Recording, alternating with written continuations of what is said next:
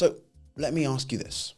If your team are hitting their set rate targets, but you're still not seeing the revenue you expect, do you think that's a lead issue? Do you think it's a rep issue, or is it possible that you're tracking the wrong numbers entirely? Well, in this video, I'm going to break down exactly why just tracking set rate alone is actually very misleading and how it's affecting your comp plans, your coaching, and your bottom line, as well as what to do to fix it so you can actually get the ROI that you're looking for on these leads that you've paid for. I'll also walk you through a real world example of a company that added 400K in booked revenue in just 90 days without increasing their lead flow by shifting what they tracked and how they coached.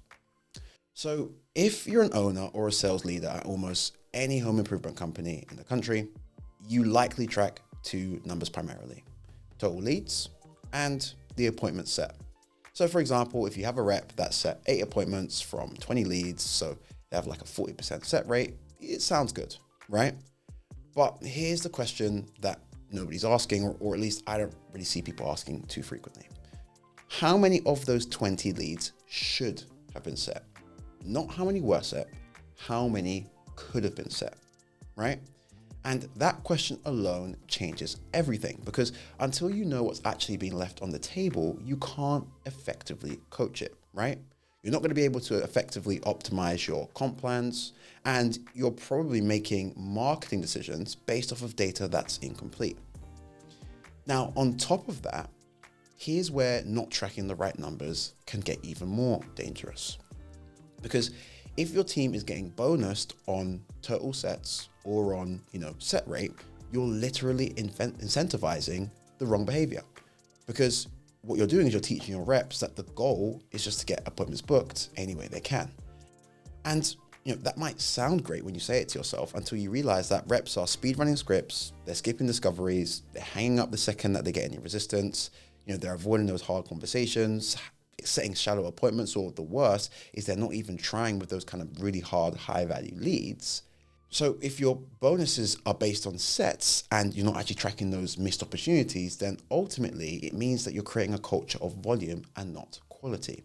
And look, if you're not even bonusing your reps at all, you probably should be, but only if the metrics you're rewarding are actually aligned with company revenue, right? So let me show you an example of how this all plays out in the real world. So I previously worked with kind of a multi-location remodeling company that were doing about 22 million or so a year in revenue. So they had 6 call center reps that were generating around 1,200 leads a month from, a mix of inbound such as, Google ads, Facebook ads, lead aggregators, things of that nature. Now on paper, surface level, everything looked all right.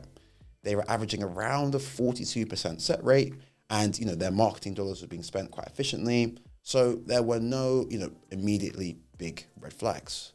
But my job is to look deeper than just kind of those surface level numbers, like most companies do. So in conversation, they told me that they were frequently pausing their ad campaigns after, 30 or 60 days. And, I'd heard this excuse a million times. They were blaming it on, bad lead quality, right?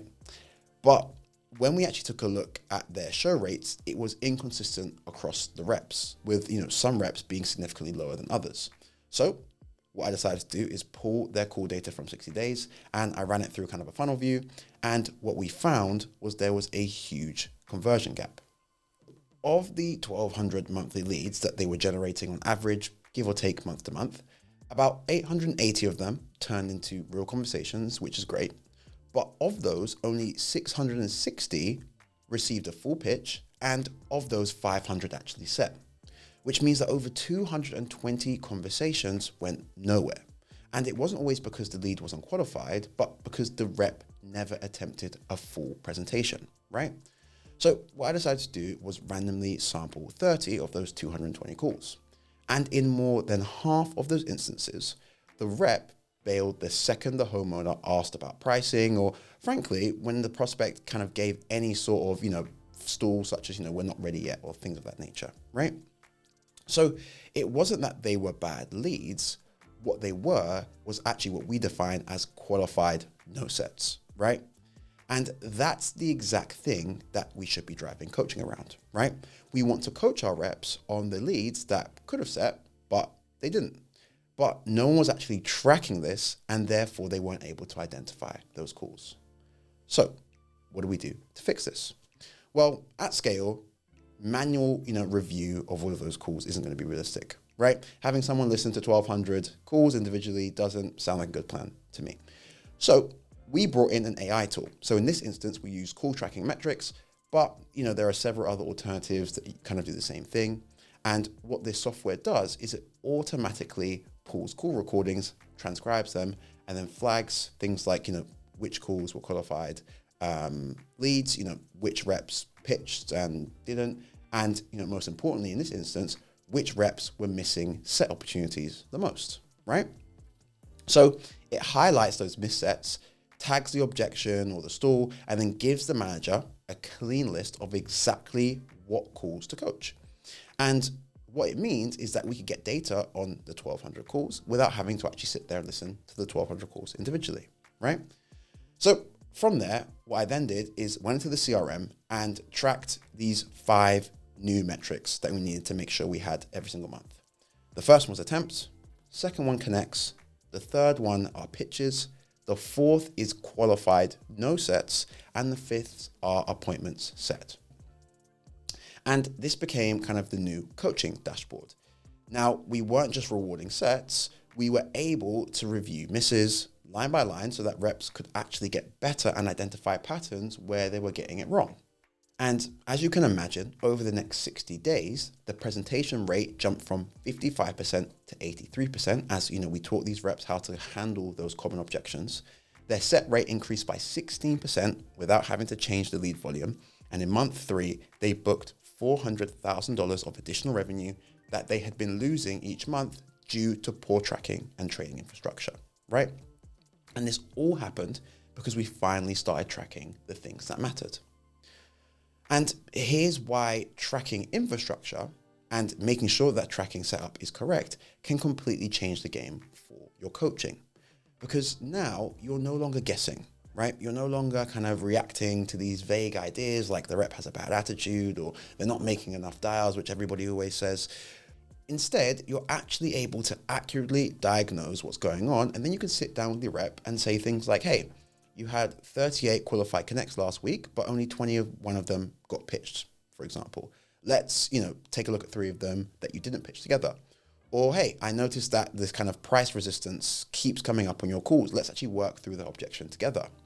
Or, hey, your call volume is great, but your pitch rate is lagging. And there's this kind of stall that's going on right after the greeting. So let's actually take a listen in and see if we can improve that, right?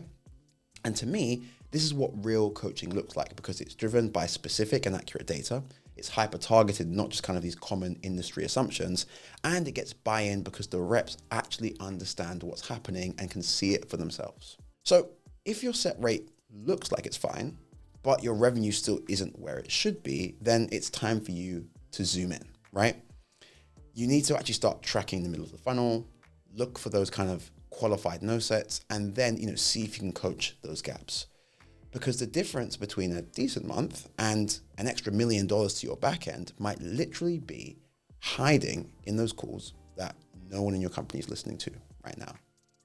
Now, if you don't have the time or the systems to actually build all this yourself, then this is exactly the kind of things that we work on for companies behind the scenes. We can audit your CRM, we can track the leaks in your call center funnels or just your sales funnels and actually help you recover that revenue that is already sitting in your funnels or in your database, right? So if you've ever wanted to see how much money you're leaving on the table, then make sure you reach out and I can actually walk you through that individually. Until then, make sure to subscribe for more breakdowns just like this one, and I'll see you in the next.